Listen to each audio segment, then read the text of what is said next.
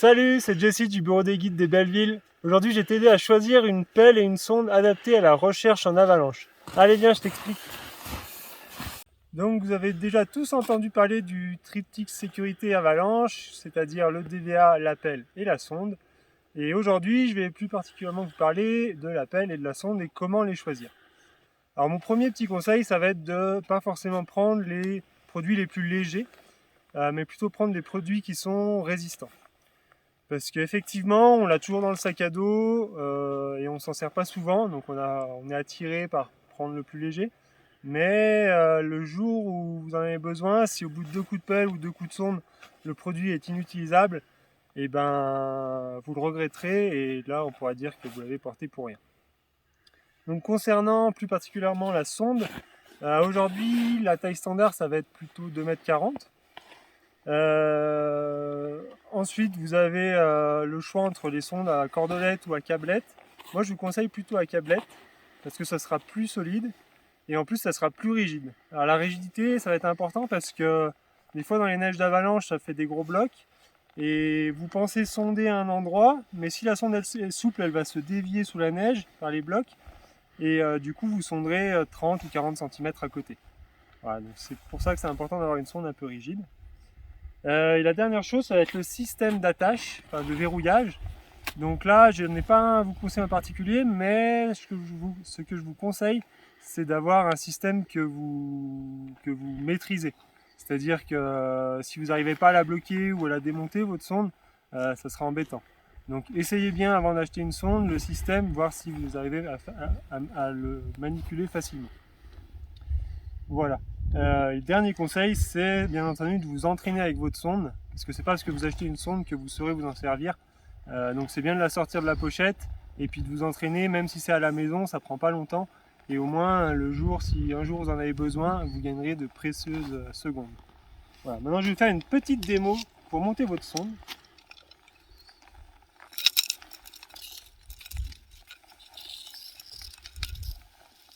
Voilà, donc ça, on voit souvent ça, mais ça, c'est ce qu'il ne faut pas faire.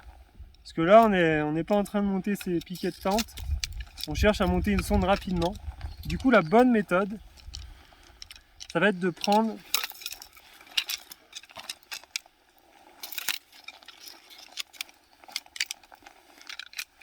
le brin où il y a le blocage, le système de verrouillage dans une main. Donc moi, c'est la main droite parce que je suis droitier. Et tous les autres brins dans la main, dans la seconde main. Ce que vous allez faire après, c'est jeter tous les brins qui sont dans la seconde main, ramener la seconde main sur le premier brin où il y a le blocage, et avec la main droite, tirer sur le système de verrouillage. Voilà, je vais vous montrer. Et après, selon les systèmes, on a des petits crans de tension. Voilà. Donc là, vous avez vu, la sonde, elle a presque pas touché le sol. Donc petit challenge, si vous voulez vous entraîner, c'est d'essayer de la monter avant que la sonde touche le sol.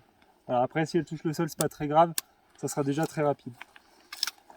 Voilà pour ce qui est de la sonde. Ensuite, concernant la pelle, je vais avoir à peu près les mêmes conseils.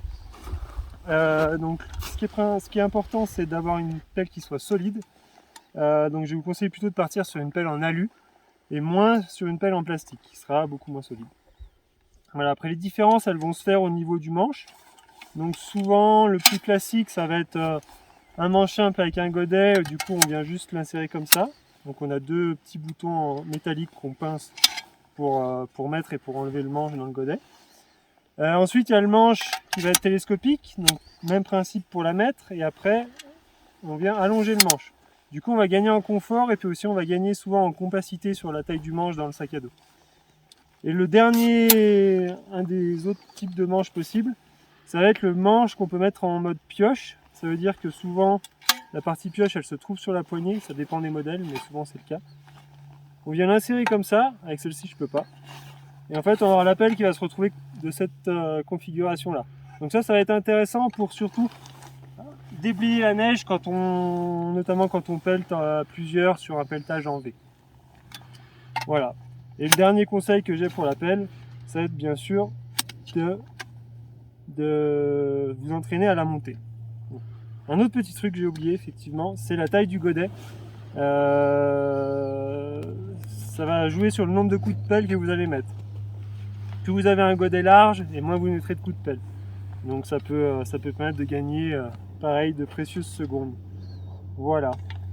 Donc j'espère que ce petit tuto vous aidera à choisir correctement votre pelle et votre sonde.